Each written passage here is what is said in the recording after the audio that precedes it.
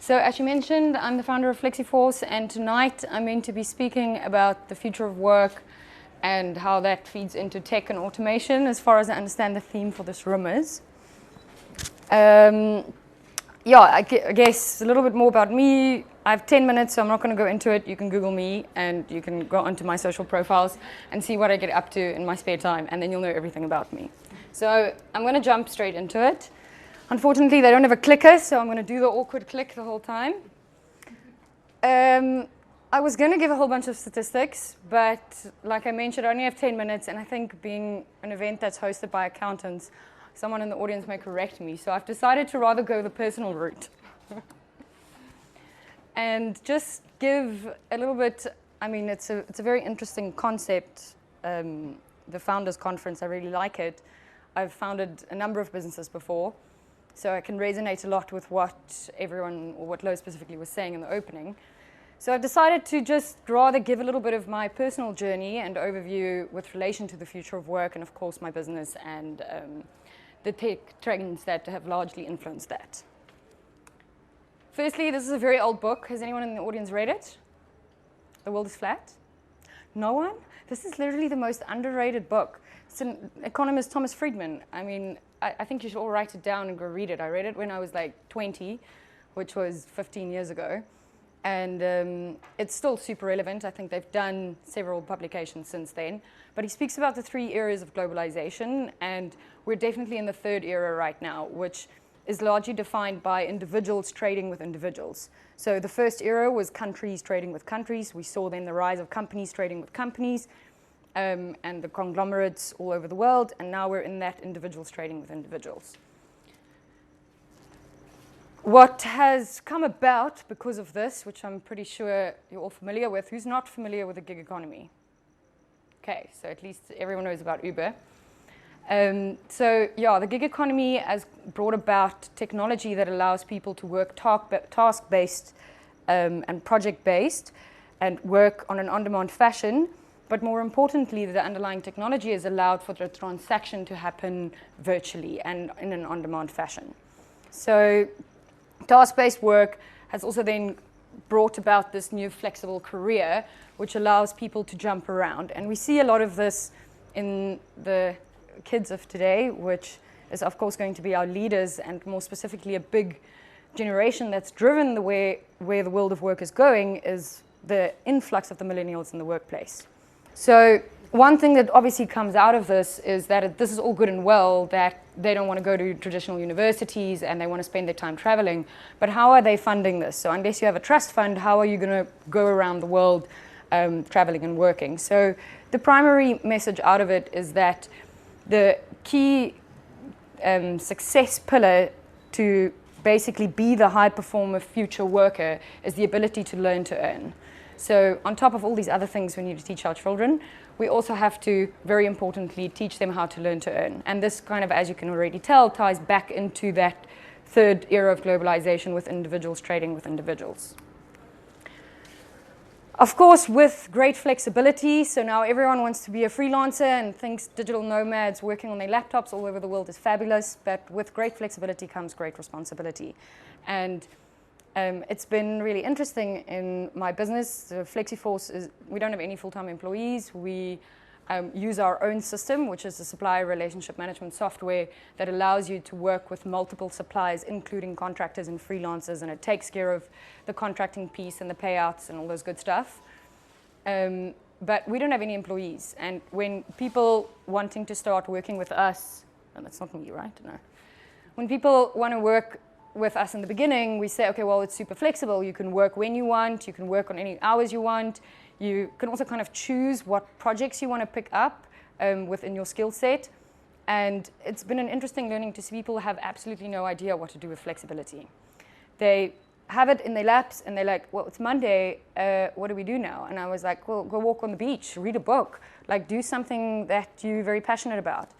So yeah, this is an interesting concept. Too little time to really dig into it, but a point I really do want to land about the future of work. Then the technology-enabled company. So companies of the 21st century, I had lunch one time with a guy who was at the time the operations director for Amazon US, and he said something that stuck with me ever since. He said that every employee at Amazon is an IT professional. So what this means is that what we're seeing the future of work looks like, or the companies of the future, is that it's enabled by this like factory of software as a service products, where pretty much everything, I know everyone here is probably familiar with Xero and the awesome work that the team from Outsourced CFO is doing, but the same for your communication, the same for pretty much every relationship that you're managing, every piece of data or document that you're creating, every transaction, everything is enabled by software. And that forms this like factory. So if you're allergic to nuts, you cannot work in a nut factory. And I think that's one of the key things for the future of work, is that you actually cannot have this attitude that I don't work on software, or I don't want to work on Slack, or I don't want to like adopt this new system. Absolutely, the future of work is going to be run by several different software systems working together as a factory. Of course, then the question comes up, which is top of mind. You can't talk about the future of work if you don't talk about the robots taking the work. But I think a better question is actually, will the robot take my job or save my company who is ultimately going to be employing me? And I'd like to think it's the latter. To try and operate in this day and age without all of these technologies just means you're not going to be fast and nimble and agile enough in order to succeed or compete at a global level. And of course, with that comes all the beautiful human creativity and skills development that's required in parallel to a lot of these new systems taking over the more mundane, task-based work that humans are still doing today. Something that I also wanted to mention on top of this is that, and I mean, I'm just using Slack as an example, there's several other tools, but this concept that technology isn't necessarily what it's about the culture that it creates on top of it. So it's not about the tool. The technology is just an enabler. It's actually about what happens in the company. So a good example is Slack. And it's become to this point where it's literally at the same level as Slack at Google it. Like, who's still going to go and write out like a 5-minute email when you can have a 5-second instruction? That's just going to waste time. So never mind the efficiencies, there's a whole bunch of other things that's come out of Slack, and I'll also share this article with anyone that wants to read it. It was a really well-written blog post on Medium about all of these benefits of using Slack or a similar communications tool that's actually got nothing to do with technology. Cool. Okay, and then to end off, of course, what all of this technology really forces leaders or founders to do is to unlearn all their previous leadership styles. And again, as a founder of a business that kind of subscribes to all of this, we're fully automated, we've got minimum employees, and those who are employed are not actually employed, they're suppliers, and we promote and encourage entrepreneurship.